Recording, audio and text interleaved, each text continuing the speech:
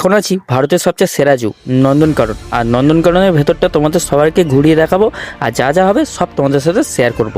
চলো বলছি, এই চলে এলাম নন্দনকাননের গেট। এই নন্দনকাননের গেট টপকাতেই আমাদের নিল 50 টাকা করে টিকিট।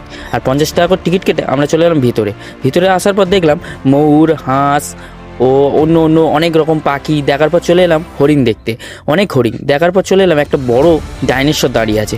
ডাইনোসরের তলাতে ঢুকতেই দেখলাম একটা বিরাট বড় কুমির। এই কুমিরটা নড়েও না চড়েও না।